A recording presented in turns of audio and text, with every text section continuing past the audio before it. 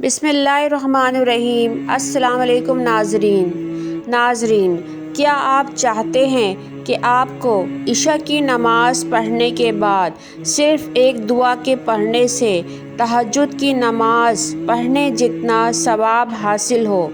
تو میرے ساتھ رہتے ہوئے جانیے کہ عشاء کی نماز پڑھنے کے بعد وہ کون سی دعا ہے کہ جس کے پڑھنے سے ہم سب کو تہجد کی نماز کا ثواب حاصل ہو۔ یہ جاننے کے لیے ویڈیو کو آخر تک ملاحظہ فرمائیے۔ اب میں جس حدیث کا ذکر کرنے جا رہی ہوں وہ حدیث معارف القرآن جلد 1 صفحہ نمبر 694 سے لی گئی ہے۔ حضرت ابن عباس رضی اللہ تعالیٰ عنہ سے روایت ہے کہ رسول اللہ صلی اللہ علیہ وآلہ وسلم نے فرمایا کہ اللہ تعالیٰ نے 2 آیتیں جنت کے خزائن میں سے نازل فرمائی ہیں جس کو خود اللہ نے تمام مخلوقات کی پیدائش سے 2000 سال پہلے اپنے ہاتھ سے لکھ دیا تھا۔ اس کے علاوہ مستدرک حاکم اور بہقی کی روایت ہے کہ رسول اللہ صلی اللہ علیہ وآلہ وسلم نے فرمایا کہ اللہ تعالیٰ نے سورہ بقرہ ان 2 آیتوں پر ختم فرمایا ہے جو مجھے عطا فرمائی ہیں اور جو عرش کے نیچے ہیں، اس لیے تم خاص طور پر ان آیتوں کو سیکھو اور اپنی عورتوں اور بچوں کو بھی سکھاؤ۔ یہ آیتیں خزانہ خاص میں سے عطا کی گئی ہیں، تو جو شخص ان آیتوں کو عشاء کی نماز کے بعد پڑھ لے تو وہ اس کے لیے قیام اللیل یعنی تہجد کی نماز کے قائم مقام ہو جاتی ہیں۔ اسی لیے حضرت فاروق اعظم اور حضرت علی نے فرمایا کہ ہمارا خیال یہ ہے کہ کوئی شخص بھی اس ثواب سے محروم نہ ہونا چاہے گا اور ان آیتوں کو پڑھے بغیر نہ سوئے گا۔ ناظرین، سورہ بقرہ کی آخری 2 آیتیں یہ ہیں۔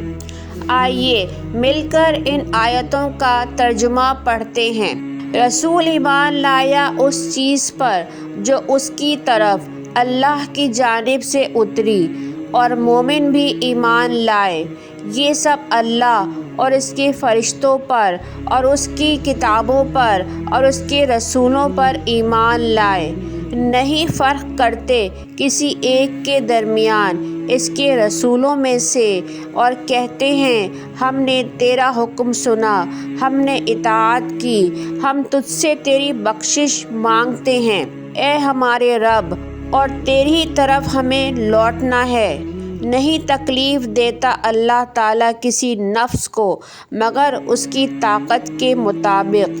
جو شخص نیکی کرے گا وہ اسے ملے گی، اور جو شخص برائی کرے گا اور اسی پر ہوگا اس کا وبال۔ اے ہمارے رب، تو ہمارا مواخذہ نہ کرنا اگر ہم سے بھول ہو جائے یا ہم غلطی کر بیٹھیں۔ اے ہمارے رب، تو نہ ڈال ہم پر ایسا بوجھ جیسا کہ تو نے بوجھ ڈالا ان لوگوں پر جو ہم سے پہلے گزر گئے۔